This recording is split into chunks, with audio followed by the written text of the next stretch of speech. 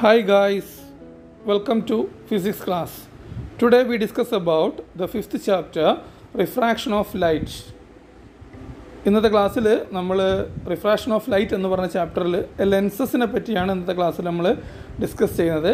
The last class we discuss about total internal reflection, critical angle, അങ്ങനെ തുടങ്ങിയുള്ള കുറേ contents നമ്മൾ കഴിഞ്ഞ ക്ലാസ്സിൽ ഡിസ്കസ് ചെയ്തു. ഇന്ന് നമ്മൾ ലെൻസിലേക്കാണ് കിടക്കുന്നത്. നമ്മൾ ചെറിയ ക്ലാസ്സിലൊക്കെ ലെൻസിനെ പറ്റി പഠിച്ചിട്ടുണ്ട്. നമുക്ക് രണ്ട് തരം ലെൻസ് ഉണ്ട്, കോൺകേവ് ലെൻസ്, കോൺവെക്സ് ലെൻസ് എന്നൊക്കെ നമ്മൾ ചെറിയ ക്ലാസ്സുകൾ ഡിസ്കസ് ചെയ്തിട്ടുണ്ട്. അതിൻ്റെ ഒരു തുടർച്ചയാണ് ഇന്നത്തെ ക്ലാസ്. അപ്പം ലെൻസുകൾ എന്തിനു ഉപയോഗിക്കുമെന്നൊക്കെ നമുക്കറിയാം അല്ലേ. നമ്മൾ ഈ കൈനോട്ടക്കാരൊക്കെ അവർ കയ്യിലെ രേഖകളൊക്കെ വലുതായി കാണാൻ വേണ്ടിയിട്ടൊക്കെ ലെൻസ് ഉപയോഗിക്കുന്നു. അതുപോലെ പിന്നെ ചെറിയ അക്ഷരങ്ങളൊക്കെ വലുതായി കാണാൻ ലെൻസ് ഉപയോഗിക്കുന്നു. അങ്ങനെ കുറേ കാര്യങ്ങൾക്ക് ലെൻസ് ഉപയോഗിക്കുന്നുണ്ട്. അതുപോലെ തന്നെ നമ്മുടെ കണ്ണട അല്ലേ, നമ്മുടെ സ്പെക്സിൻ്റെ അകത്തൊക്കെ നമ്മൾ ലെൻസ് ഉപയോഗിക്കുന്നുണ്ട്. നമ്മുടെ കണ്ണിൽ ലെൻസ് ഉണ്ട്. ഈ കാര്യങ്ങളൊക്കെ നമുക്കറിയാം. അപ്പോൾ നമ്മൾ ഈ ചാപ്റ്ററിലേക്ക് കടക്കുകയാണ്. നമ്മുടെ ചാപ്റ്ററിൻ്റെ പേര് റിഫ്രാക്ഷൻ ഓഫ് ലൈറ്റ് ആണ്. അപ്പോൾ ഇന്നത്തെ മെയിൻ കണ്ടൻറ്റ് എന്താണ്? ലെൻസസ് ആണ്. ലെൻസസിനെ പറ്റിയാണ് നമ്മളിവിടെ ഡിസ്കസ് ചെയ്യാൻ പോകുന്നത്. ദെൻ നമുക്ക് പിന്നെ ചെറിയ കുട്ടികൾ മുതൽ വലിയ ആളുകൾ ഈ കണ്ണട യൂസ് ചെയ്യുന്നുണ്ടെന്നുള്ള കാര്യം നമുക്കറിയാം. അപ്പം നമുക്ക് ചെറിയ അക്ഷരങ്ങളൊക്കെ കാണാൻ പറ്റാതാവും പ്രായമായ ആളുകളൊക്കെ അതുപോലെ തന്നെ കണ്ണട യൂസ് ചെയ്യുന്നുണ്ട്. അതുപോലെ തന്നെ ഈ കണ്ണട ലെൻസസ് യൂസ് ചെയ്താൽ ചെറിയ വസ്തുക്കളൊക്കെ നമുക്ക് വലുതായിട്ട് കാണാൻ പറ്റും. അതുപോലെ തന്നെ വലിയ വസ്തുക്കൾ ചെറുതായി കാണാനും നമുക്ക് ഈ ലെൻസ് ഉപയോഗിക്കാമെന്നുള്ളൊരു കാര്യം കൂടി നമുക്കിവിടെ ഡിസ്കസ് ചെയ്യാനുണ്ട്. ഇപ്പോൾ നോക്കാം നമുക്ക് എന്താണ് ഈ ലെൻസ് എന്ന്. നമുക്ക് ലെൻസ് ഒരു ട്രാൻസ്പെറൻറ്റ് മീഡിയമാണ്. അതായത് അതിലൂടെ ലൈറ്റ് കടന്നു പോകുമല്ലോ, അതുകൊണ്ടാണ് അത് ട്രാൻസ്പെറൻറ്റ് മീഡിയമാണ്. Lens is a transparent medium having spherical surfaces. അതിന് സ്പെരിക്കൽ സർഫസ് ആണ്. അതായത് അതിൻ്റെ ചില ലെൻസുകൾ ഉണ്ടാവും നടുവിൽ, അതായത് അതിൻ്റെ മിഡിൽ എന്തെങ്കിലും നല്ല കട്ടി കൂടുതലായിരിക്കും, അതിൻ്റെ രണ്ട് എൻഡിലും കട്ടി കുറവായിരിക്കും. അപ്പോൾ അങ്ങനെയുള്ള ലെൻസസിന് നമുക്ക് പറയുന്ന പേരാണ് കോൺവെക്സ് ലെൻസസ് എന്ന്. എന്നാൽ കോൺകേവ് ലെൻസസ് ഉണ്ട് എന്ന് പറഞ്ഞാൽ അതിൻ്റെ മിഡിൽ കട്ടി കുറവായിരിക്കും, എന്നാൽ സൈഡിൽ രണ്ടും കട്ടി കൂടുതലായിരിക്കും. അതിൻ്റെ പേരാണ് എന്തെന്ന്? Yes, concave lenses. അപ്പം പ്രധാനമായും രണ്ട് തരം ലെൻസുകളാണുള്ളത്. ഒന്ന് കോൺവെക്സ് ലെൻസ്, മറ്റൊന്ന് കോൺകേവ് ലെൻസ്. ഓക്കെ, അപ്പം ഈ രണ്ട് ലെൻസുകളും നമ്മളുണ്ടല്ലോ ഒരു സ്പെരിക്കൽ ഷേപ്പ്, അതിൻ്റെ എന്താ സ്ഫിയറിൻ്റെ ഭാഗം അതിലുണ്ട്. അപ്പോൾ നമുക്കിവിടെ കാണാം രണ്ട് ലെൻസുകളുടെ ഫിഗർ കൊടുത്തിട്ടുണ്ട്. നമുക്ക് ആ രണ്ട് സ്ഫിയറുകൾ കൂടി ചേർന്നിട്ട് ആദ്യം ഉണ്ടായിരിക്കുന്ന ഒരു ലെൻസ് കാണാം. അതെന്താണ്? നമ്മുടെ കോൺവെക്സ് ലെൻസാണ്. ദെൻ രണ്ടാമത്തെ കേസ് നോക്കി നിങ്ങൾ, രണ്ട് സ്ഫിയർ തൊടാതെ അതിനുള്ള ഗ്യാപ്പുകൾ ഫില്ല് ചെയ്തിട്ട് ഒരു ലെൻസ് ഉണ്ടായിട്ടുണ്ട്, കണ്ടോ? അതാണ് കോൺകേവ് ലെൻസ്. ഓക്കെ, അപ്പോൾ രണ്ട് തരത്തിലാണ് ലെൻസ് ഉള്ളത്. ഒന്ന് കോൺവെക്സ് ലെൻസാണ്, മറ്റൊന്ന് കോൺകേവ് ലെൻസാണ്. അപ്പോൾ രണ്ട് സ്ഫിയറുകൾ ജോയിൻ ചെയ്തപ്പോഴാണ് ഒന്നാമത്തെ ലെൻസായ കോൺവെക്സ് ലെൻസ് ഉണ്ടായത്. രണ്ടാമത്തെ രണ്ട് സ്ഫിയറുകൾ നമ്മൾ ജോയിൻ ചെയ്യുന്നുണ്ട്, പക്ഷേ അവ ടച്ച് ചെയ്യുന്നില്ല. ടച്ച് ചെയ്യാതെ അത് രണ്ട് ഗ്യാപ്പിൽ ഫില്ല് ചെയ്ത പോലത്തെ ലെൻസ് കണ്ടോ നിങ്ങൾ? അതാണ് കോൺകേവ് ലെൻസ് എന്നുള്ള കാര്യം ഓർത്ത് വെക്കാം. അപ്പം ഇനി ഈ ലെൻസുകളുമായി ബന്ധപ്പെട്ട് നമുക്ക് ചില പോയിൻറ്റ്സ് നമ്മൾ ചെറിയ ക്ലാസ്സിൽ ഡിസ്കസ് ചെയ്തിട്ടുണ്ട്. ആ പോയിൻറ്റ്സ്, ചില വേർഡ്സ് നമുക്ക് ഡിസ്കസ് ചെയ്യാനുണ്ട്. The terms and characteristics associated with convex and concave lens. Convex ലെൻസുമായും കോൺകേവ് ലെൻസുമായും ബന്ധപ്പെട്ടുള്ള ചില പ്രധാനപ്പെട്ട ടേംസ് ഏതൊക്കെയാണെന്ന് നോക്കാം നമുക്ക്. Then first one is optical centre. എന്താണ് ഒപ്റ്റിക് സെൻറ്റർ എന്ന് പറഞ്ഞാൽ? അതിനെ പി എന്നാണ് ഡിനോട്ട് ചെയ്യുന്നത്. നമ്മൾ കണ്ടല്ലോ, ആ ലെൻസിൻ്റെ ഒരു മിഡ് പോയിൻ്റ് കാണാം നമുക്ക് അല്ലേ. ആ മിഡ് പോയിൻറ്റിനെയാണ് നമ്മളിവിടെ എന്ത് പറയുന്നത്? യെസ്, ഒപ്റ്റിക്കൽ സെൻറ്റർ അല്ലെങ്കിൽ ഒപ്റ്റിക് സെൻറ്റർ അല്ലെങ്കിൽ പി എന്ന് ഡിനോട്ട് ചെയ്യുന്നത്. Optic centre is the mid point of the lens. ലെൻസിൻ്റെ മിഡ് പോയിൻ്റിനെയാണ് നമ്മൾ എന്ത് പറയുന്നത്? ഒപ്റ്റിക് സെൻറ്റർ എന്ന് പറയുന്നത്. Yes, then the next term is centre of curvature അഥവാ സി. അതിനെ ഡിനോട്ട് ചെയ്യുന്നത് സി എന്നാണ്. അപ്പോൾ നിങ്ങൾക്ക് കാണാം, നമ്മൾ രണ്ട് ലെൻസ് എടുത്തു. ആ രണ്ട് ലെൻസിനും രണ്ട് സ്പിയറുമായിട്ടുള്ള റിലേഷൻ ഉണ്ട് എന്നുള്ള കാര്യം നമ്മൾ പറഞ്ഞിട്ടുണ്ട്. ആ രണ്ട് സ്പിയറുമായിട്ടുള്ള റിലേഷനിൽ രണ്ട് സ്പിയേഴ്സിനും ഓരോരോ സെൻറ്റേഴ്സ് ഉണ്ട്. ആ സ്പിയേഴ്സിൻ്റെ സെൻറ്റേഴ്സിനെ സി എന്ന് ഡിനോട്ട് ചെയ്ത് നിങ്ങൾക്ക് കാണാൻ പറ്റും. സി ആണ് centre of curvature. Centre of curvature നമുക്ക് കാണാം, ആ രണ്ട് സ്പിയേഴ്സ് ജോയിൻ ചെയ്തിട്ടാണ് പല സമയത്തും നമ്മുടെ ഈ മിറേഴ്സ് ഉണ്ടായിരിക്കുന്നത്. അപ്പോൾ അങ്ങനെ മിറേഴ്സ് ഉണ്ടാകാൻ ആവശ്യമായ സ്പിയേഴ്സിൻ്റെ സെൻറ്ററിനെയാണ് നമ്മൾ എന്ത് പറയുന്നത്? സെൻറ്റർ ഓഫ് കർവേച്ചർ എന്ന് പറയുന്നത്. അപ്പം നമ്മൾ രണ്ട് പോയിൻറ്റ്സ് പഠിച്ചു. ഒന്ന് optic centre, then second one is centre of curvature. Optic centre P ആണ്, സെൻറ്റർ ഓഫ് കർവേച്ചർ സി ആണ്. ഇതാണ് ഇതിൽ നമ്മൾ ശ്രദ്ധിക്കേണ്ട രണ്ട് പോയിൻറ്റ്സ്. ഒപ്റ്റിക് സെൻറ്റർ പി ആണ്, സെൻറ്റർ ഓഫ് കർവേച്ചർ സി ആണ്. ഓക്കെ, അപ്പം a lens has two spherical surfaces as part of the lens. Center of curvature is the center of imaginary spheres which the sides of the lens lens are the parts. അതായത് നമ്മൾ imaginary 2 sphere ഉണ്ട് എന്ന് സങ്കല്പിക്കുന്നുണ്ട്. ആ സങ്കല്പിക്കുന്ന സ്ഫിയേഴ്സിൻ്റെ സെൻറ്ററിനെയാണ് നമ്മൾ എന്ത് പറയുന്നത്, centre of curvature എന്ന് പറയുന്നത്. അപ്പം ഓക്കെ ആണല്ലോ. യെസ്. ഇനി നമുക്ക് അടുത്ത പോയിന്റ്, മൂന്നാമത്തെ പോയിന്റ് നോക്കാം. അതാണ് പ്രിൻസിപ്പൽ ആക്സിസ്. അപ്പോൾ എന്താണ് പ്രിൻസിപ്പൽ ആക്സിസ് നോക്കാം. പ്രിൻസിപ്പൽ ആക്സിസ് എന്ന് പറഞ്ഞു കഴിഞ്ഞാൽ നമ്മുടെ സെൻറ്റർ ഓഫ് കർവേച്ചറും അതുപോലെ തന്നെ ഒപ്റ്റിക് സെൻറ്റർ പി, ഈ 2 പോയിന്റിലൂടെയും കടന്നു പോകുന്ന ഒരു സ്ട്രെയിറ്റ് ലൈൻ നമുക്ക് കാണാം. 2 കേസ് നമ്മൾ ഈ ഫിഗേഴ്സ് കണ്ടല്ലോ. എ ബി എന്ന് പറഞ്ഞ ഫിഗേഴ്സിൽ എയിലും കാണാം ബിയിലും കാണാം. അതായത് സിയും അതുപോലെ പിയും മറ്റേ സിയും, 2 സി ഇല്ല, 2 കൂടി ഒരു സ്ട്രെയിറ്റ് ലൈൻ കടന്നു പോകുന്നുണ്ട്. ആ സ്ട്രെയിറ്റ് ലൈനെ നമ്മൾ പറയുന്ന പേരാണ് principal axis. Principal axis is the imaginary line that pass through the optic centre joining the 2 centre of curvatures. അതായത് 2 സെൻറ്റർ ഓഫ് കർവേച്ചറിലൂടെയും അതുപോലെ ഒപ്റ്റിക്കൽ സെൻറ്ററിലൂടെയും കടന്നു പോകുന്ന സ്ട്രെയിറ്റ് ലൈനിനെ, ഇമാജിനറിയായ സ്ട്രെയിറ്റ് ലൈനിനെ പറയുന്ന പേരാണ് പ്രിൻസിപ്പൽ ആക്സിസ്. ഓക്കെ. ഇനി നമുക്ക് അടുത്തൊരു മെയിൻ ടേംസ് എന്താണെന്ന് വെച്ചാൽ പ്രിൻസിപ്പൽ ഫോക്കസ് ആണ്. അതായത് ഒരു കോൺവെക്സ് ലെൻസിൻ്റെയും കോൺവേവ് ലെൻസിൻ്റെയും പ്രിൻസിപ്പൽ ഫോക്കസ് ഉണ്ട്. അതിലാദ്യം നമുക്ക് എന്ത് പഠിക്കാം, principal focus of a convex lens. എന്താണ് കോൺവെക്സ് ലെൻസിൻ്റെ പ്രിൻസിപ്പൽ ഫോക്കസ് നോക്കാം. നമുക്കിവിടെ ഒരു ആക്ടിവിറ്റി തരുന്നുണ്ട്. Take A rectangular box, the upper part of the box is covered with a glass sheet, place A thermocol stand and at its centre, arrange the comb on the sides of the lower width and shown in the figure, fill the box with some of the instant sticks, keeping convex lens on the thermocol stand, pass the intense light from a torch through the slit and observe the path of the light through the glass sheet. By adjusting the position of the lens, find out the point at which the light is converged. അപ്പം ഈ activity പ്രകാരം ഒന്നുമില്ല, നമ്മളൊരു ടോർച്ചിൽ വരുന്ന ലൈറ്റിനെ ഒരു ലെൻസിലൂടെ കടത്തിവിടുകയാണ്. ലെൻസിലൂടെ കടത്തിവിട്ട ശേഷം ആ lights പിന്നെ ടോർച്ചിൽ നിന്ന് സ്ട്രെയിറ്റ് ലൈനായിട്ട് കടന്നു പോയ ലൈറ്റ് പിന്നെ ആ ലെൻസ് കടന്ന ശേഷം അത് സ്ട്രെയിറ്റ് ലൈനായിട്ട് കടന്നു പോകുന്നില്ല. അത് എന്താണ് പോകുന്നത്, അതിലൂടെ കൺവേർജ് ചെയ്തിട്ട് ഒരു പോയിന്റിൽ വന്ന് മുട്ടുന്നതായിട്ട് നമുക്ക് കാണാൻ പറ്റും. അതായത് നമ്മൾ സ്ക്രീനിൽ വേണമെങ്കിൽ ഒരു പോയിന്റിൽ അത് ഒരു കറക്റ്റ് ഈ ലൈറ്റ് എല്ലാം കൂടി കൂടിച്ചേർന്ന് ഒറ്റ പോയിന്റിൽ വന്ന് യോജിക്കുന്നതായിട്ട് നമുക്ക് കാണാൻ പറ്റും. അങ്ങനെ കൺവേർജ് ചെയ്യുന്നൊരവസ്ഥ കാണാൻ പറ്റും. അതാണ് ഈ എക്സ്പെരിമെൻറ്റിൽ നിന്ന് നമുക്ക് മനസ്സിലാക്കാൻ പറ്റുന്നത്. നമ്മൾ ഈ ഫിഗറിലേക്ക് നോക്കിയാൽ നമുക്ക് കാണാം, കണ്ടോ, സ്ട്രെയിറ്റ് ലൈനായിട്ട് വരുന്ന ലൈറ്റ് റേ ഒക്കെ ലെൻസിലൂടെ കടന്നു പോയ ശേഷം കണ്ടില്ല അവ വീണ്ടും കൂടിച്ചേരുകയാണ് ഒരുമിച്ച്. അതായത് എല്ലാം കൂടി ജോയിൻ ചെയ്തിട്ട് ഒരൊറ്റ പോയിന്റിൽ വന്ന് നിൽക്കുന്നൊരവസ്ഥ കാണാൻ പറ്റും. അതിന് നമ്മൾ കണ്ടോ, അവന് ഡിനോട്ട് ചെയ്തിരിക്കുന്നതാണ് ഫോക്കസ് എഫ്. അപ്പോൾ ഓരോ ലെൻസിലൂടെയും കടന്നു പോകുമ്പം ഇത്തരം ലൈറ്റ് റേസ് ഓരോ ലെൻസിലൂടെയും കടന്നു പോകുന്ന സമയത്ത് ഈ ലൈറ്റ് റേസ് എന്ത് ചെയ്യുന്നു, യെസ്, അവ കൺവേർജ് ചെയ്തിട്ട് പ്രിൻസിപ്പൽ ആക്സിസിൻ്റെ അകത്തുള്ള ഒരു പോയിന്റിൽ, എവിടെയാണ് പ്രിൻസിപ്പൽ ആക്സിസിൻ്റെ അകത്തുള്ള ഒരു പോയിന്റിൽ അവ കൂട്ടിമുട്ടുന്നുണ്ട്. അപ്പോൾ ആ പോയിന്റാണ് focus. Okay. Light rays incident parallel and close to the principal axis after refraction converges at a point on the principal axis of a convex lens. This is principal focus of the convex lens. അതായത് ഇങ്ങനെ converge ചെയ്ത ലൈൻസൊക്കെ principal ആക്സിസിലെ ഒരു പോയിന്റിലാണ് എന്ത് ചെയ്യുന്നത്, yes, അവ കൂട്ടിമുട്ടുന്നത്. അപ്പോൾ ആ പോയിന്റിനെയാണ് നമ്മൾ എന്ത് പറയുന്നത്, പ്രിൻസിപ്പൽ ഫോക്കസ് എന്ന് പറയുന്നത്. Principal focus of a convex lens is real since the light rays converges to that points. അതൊരു റിയൽ ആണ് ഈ ഫോക്കസ്. അതെന്താണ്, ആ പോയിന്റിലാണ് എല്ലാ റേസും കൺവേഴ്സ് ചെയ്യുന്നത്. Then the principal focus is indicated by the letter F. അതിനെ എഫ് എന്നാണ് ഇൻഡിക്കേറ്റ് ചെയ്യുന്നത്. അപ്പം അതാണ് അതിൻ്റെ അടുത്ത മറ്റൊരു പോയിന്റ്. നേരത്തെ നമ്മൾ പറഞ്ഞു ഒപ്റ്റിക് സെൻറ്ററിനെ പി എന്നായിരുന്നു, സെൻറ്റർ ഓഫ് കർവേച്ചറിനെ സി എന്നായിരുന്നു. എന്നാൽ ഫോക്കസിനെ ഡിനോട്ട് ചെയ്യുന്ന അക്ഷരം എന്താണ്, എഫ് എന്നാണ്. ഓക്കെ. ഇപ്പോൾ താഴെയുള്ള 2 ഫിഗേഴ്സ് കണ്ടല്ലോ. ഒന്ന് നമ്മൾ ഇടത്ത് സൈഡിൽ നിന്ന് വരുന്നു, ഒന്ന് വലത്ത് സൈഡിൽ നിന്നും. ഈ 2 സൈഡിലൂടെയും ലൈറ്റ് റേസ് വന്നാൽ ഇവയൊക്കെ കൺവേർജ് ചെയ്തിട്ട് ഒരു പോയിന്റിൽ വന്ന് കൊളൈഡ് ചെയ്യുന്നുണ്ട്. ദെൻ ഈ പോയിൻ്റാണ് ഫോക്കസ്. ഇപ്പോൾ കോൺവെക്സ് ലെൻസിൻ്റെ ഫോക്കസ് എന്ന് പറഞ്ഞാൽ ഇതാണ്. ഇപ്പം ഈ ഫിഗറിൽ നിന്നത് മനസ്സിലാക്കാം. അടുത്തത് നമുക്ക് principal focus of a concave lens നോക്കാം. അപ്പോൾ അതിനും ഒരുപോലത്തെ ഒരു ആക്ടിവിറ്റി ചെയ്യുന്നുണ്ട്. Take a rectangular box, upper part of the box is converted with a glass sheet, place the thermocol stand at the center, arrange the slit on the shorter side as shown in the figure, fill the box with some from a instant sticks, keeping the concave lens on the thermocol stand, pass the intense light from the torch through the slit and observe the path of the light through the glass sheet. ഇവിടെയും നേരത്തെ പോലെ തന്നെ experiment അതാണ്, പക്ഷേ use ചെയ്യുന്ന lens വേറെയാണ്. നമ്മളിവിടെ use ചെയ്യുന്ന ലെൻസ് കോൺകേവ് ആണ്. അപ്പോൾ കോൺകേവ് ലെൻസ് യൂസ് ചെയ്യുന്ന സമയത്ത് എന്താ സംഭവിക്കുന്നത് നോക്കാം. കണ്ടോ, നമ്മളിതുപോലെ ലൈറ്റ് റേ പാസ് ചെയ്യുന്ന സമയത്ത് ആ ലൈറ്റ് റേ ഒക്കെ എന്ത് ചെയ്യാണ്, ഇവിടെ കൺവേജ് ചെയ്യല്ലേ ചെയ്യുന്നത്. അപ്പോൾ എന്ത് ചെയ്യുന്നത്, ഡൈവേർജ് ചെയ്യുക ചെയ്യുന്നത്. അപ്പോൾ എന്താണ് ഈ ഡൈവേർജ് ചെയ്യുക എന്ന് പറഞ്ഞാൽ, യെസ്, ആ ലൈറ്റ് റേസ് ഒക്കെ നമ്മൾ പുറത്തേക്ക് ചെതറിപ്പോകുന്ന പോലെയാണ് നമ്മളിവിടെ കാണുന്നത്. അപ്പോൾ ഇതുപോലെ പാരലായിട്ട് വരുന്ന റേസ് ആഫ്റ്റർ റിഫ്രാക്ഷൻ നടന്നു കഴിഞ്ഞാൽ റിഫ്രാക്ഷന് ശേഷം എന്ത് ചെയ്യുന്നു, പല ഭാഗത്തേക്കായിട്ട് ചിതറിപ്പോകുന്ന രൂപത്തിൽ വരുന്നു.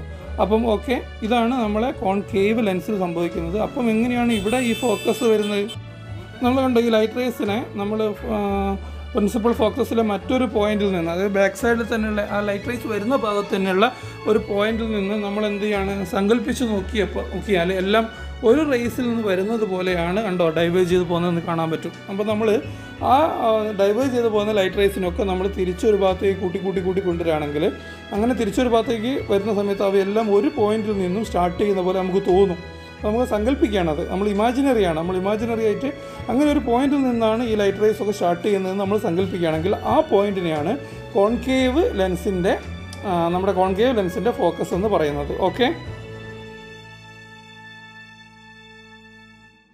അപ്പം ഈ ഫിഗറിൽ അത് കൃത്യമായി കാണിക്കുന്നുണ്ട്. നമ്മൾ സ്ട്രെയിറ്റ് ലൈനായിട്ട് വരുന്നു, അപ്പോൾ ആഫ്റ്റർ റിഫ്രാക്ഷൻ എന്ത് ചെയ്യുന്നു, കൺവേർജ് ചെയ്ത് പുറത്തേക്ക് പോകുന്നു. ആ പുറത്തേക്ക് പോകുന്ന ലൈൻസിനൊക്കെ നമ്മൾ ബാക്കൗട്ട് എന്ത് ചെയ്യുന്നു, നമ്മൾ ഇമാജിനറി ലൈൻസ് വരച്ച് നോക്കുന്നു. ആ വരുന്ന ലൈൻസൊക്കെ നമുക്ക് കാണാം പ്രിൻസിപ്പൽ ആക്സിസിൽ ഒരു പോയിന്റിലാണ് സ്റ്റാർട്ട് ചെയ്യുന്നത് നമുക്ക് തോന്നുകയാണ്. അങ്ങനെ തോന്നുന്ന ആ പോയിന്റിനെ നമ്മൾ സ്റ്റാർട്ട് ചെയ്യുന്നു തോന്നുന്ന ആ പോയിന്റിനെ, ഇമാജിനറി പോയിന്റിനെയാണ് നമ്മൾ കോൺകേവ് ലെൻസിൻ്റെ പ്രിൻസിപ്പൽ ഫോക്കസ് എന്ന് പറയുന്നത്. ഓക്കെ, ഇതൊരു ഇമാജിനറി ഫോക്കസ് ആണെന്നുള്ളതാണ് ഇതിൻ്റെ പ്രധാനപ്പെട്ട പോയിന്റ്. പക്ഷെ ഇതും ഡിനോട്ട് ചെയ്യുന്നത് എന്ത് തന്നെയാണ്, എഫ് എന്ന് തന്നെയാണ്. അപ്പം ഇതൊരു ഇമാജിനറി ഫോക്കസ് ആണ് എന്നുള്ള പോയിന്റ് എല്ലാവരും ഓർത്ത് വെക്കുക. ഓക്കെ,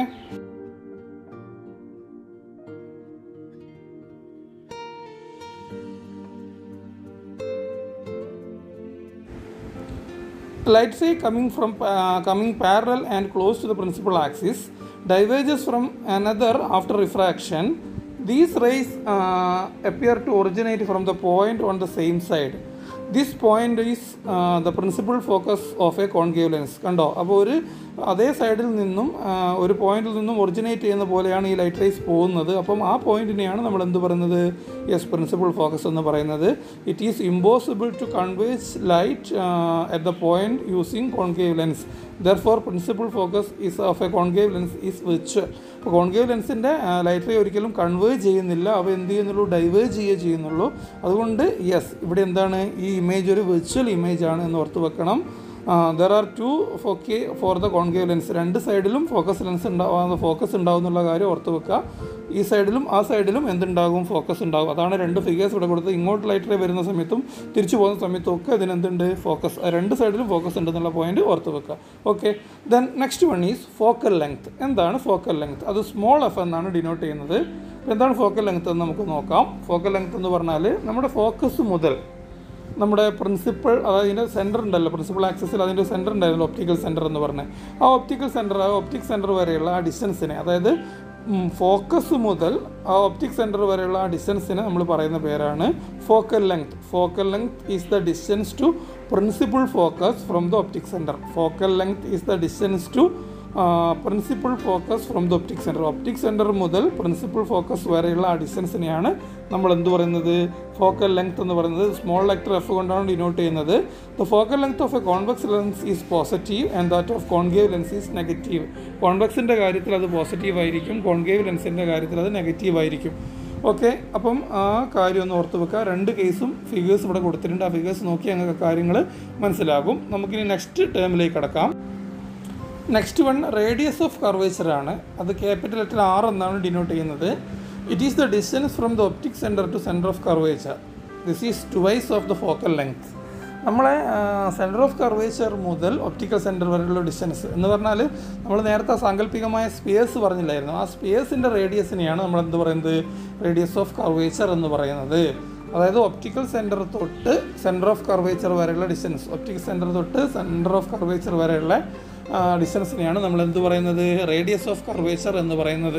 ഇത് ഫോക്കൽ ലെങ്ത്തിൻ്റെ ട്വൈസ് ആണ്. അതായത് ഫോക്കൽ ലെങ്ത്തിൻ്റെ ഇരട്ടിയാണ് എന്ത്, റേഡിയസ് ഓഫ് കർവേച്ചർ. അതാണ് ഇതിൽ നോക്കേണ്ട മറ്റൊരു point. Radius of curvature is the twice of focal length. Focal ലെങ്ത്തിൻ്റെ ട്വൈസ് ആണ്, ഇരട്ടിയാണ് എന്നുള്ളൊരു പോയിന്റ് കൂടി ഓർത്ത് വെക്കുക. അപ്പം R is equal to two small F ആണ്, R is equal to 2 small F ആണ് എന്നുള്ള കാര്യം നമ്മൾ ഓർത്ത് വെക്കുക. ഓക്കെ, ഇനി നമുക്ക് ഈ ലെൻസസിലൊക്കെ എങ്ങനെ ഇമേജ് ഫോർമേഷൻ നടക്കുന്നു, formation of image using lens, ഇതാണ് നമുക്ക് അടുത്തതായിട്ട് ഡിസ്കസ് ചെയ്യാനുള്ളത്. അപ്പം നമുക്ക് എന്ത് ചെയ്യാം, ഈ ലെൻസ് ഉപയോഗിച്ചിട്ട് മെഴുകുതിരിയും അതുപോലെ തന്നെ സ്ക്രീനും ഒക്കെ വെച്ചിട്ട് നമ്മൾ എവിടെയൊക്കെയാണ് ഇമേജ് ഫോം ചെയ്യുന്നത്, നമ്മൾ മിറേഴ്സിൽ ഇമേജ് ഫോർമേഷൻ നമ്മൾ ഡിസ്കസ് ചെയ്തിരുന്നു. അതേപോലെ ഓരോരോ പൊസിഷനിൽ നമ്മൾ ഒബ്ജക്റ്റിനെ വെക്കുന്ന സമയത്ത് എവിടെയൊക്കെയാണ് ഈ ലെൻസിൽ ഇമേജസ് ഫോം ചെയ്യുക, ഇതാണ് നമ്മൾ നോക്കാൻ പോകുന്നത്. അപ്പോൾ നമുക്ക് ഫോക്കൽ ലെങ്ത്ത് അപ്പം ഒക്കെ അറിയുന്നതായാൽ അത് ബേസ് ചെയ്തിട്ട് നമ്മൾ ഫോക്കൽ ലെങ്ത്ത്, സെൻറ്റർ ഓഫ് കർവേച്ചറൊക്കെ നമുക്കറിയാം. അപ്പോൾ അങ്ങനെ വെക്കുന്നവരെ അതിന് സെൻറ്റർ ഓഫ് കർവേച്ചറിൻ്റെ പുറത്ത്, അതുപോലെ ബിയോണ്ട്, അതുപോലെ തന്നെ ഇൻ ബിറ്റ്വീനൊക്കെ ആയിട്ട് ഓരോ കേസിൽ വെക്കുന്ന സമയത്തും എങ്ങനെയൊക്കെയാണ് ഇതിൽ ഇമേജ് ഫോം ചെയ്യുന്നത്, ഇതാണ് നമുക്ക് അടുത്തതായിട്ട് ഡിസ്കസ് ചെയ്യാനുള്ളത്. Okay, adjust the screen as shown in the figure, keeping the convex lens at a different positions on the principal axis in front of lighted candle and obtain the respective images on the screen. അതായത് നമ്മളിവിടെ convex lens use ചെയ്തിട്ടുണ്ടാകുന്ന ഇമേജസിനെയാണ് നമ്മൾ first നോക്കുന്നത്. അതുപോലെ തന്നെ concave lens ഉള്ളത് next വരുന്നുണ്ട്. ഇപ്പോൾ ഒരു കോൺവെക്സ് ലെൻസ് വെച്ചിട്ട് എങ്ങനെയൊക്കെ ഇമേജ് ഫോം ചെയ്യുമെന്നാണ്. അപ്പോൾ ഇമേജിൻ്റെ ചില പ്രോപ്പർട്ടീസ് കൂടെ പറയുന്നുണ്ട്. Real images can get on the screen, real ഇമേജസിനെ നമുക്ക് സ്ക്രീനിൽ പതിപ്പിക്കാൻ പറ്റും. Then while the virtual images cannot, എന്നാലോ വിർച്വൽ ഇമേജ് നമുക്ക് സ്ക്രീനിൽ പതിപ്പിക്കാൻ പറ്റില്ല. The real images are always inverted, real images എപ്പോഴും ഇൻവേർട്ടഡ് ആയിരിക്കും. And the virtual images are erect, virtual images എന്തായിരിക്കും, ഇറക്റ്റ് ആയിരിക്കും. റിയൽ ഇമേജസും അതുപോലെ തന്നെ വിർച്വൽ ഇമേജസും തമ്മിലുള്ള ഡിഫറൻസ് ആണ് ഈ പറഞ്ഞത്. റിയൽ ഇമേജസിനെ നമുക്ക് സ്ക്രീനിൽ പതിപ്പിക്കാം, എന്നാൽ വിർച്വൽ ഇമേജസിനെ നമുക്ക് എന്ത് ചെയ്യാൻ പറ്റില്ല, സ്ക്രീനിൽ പതിപ്പിക്കാൻ പറ്റില്ല.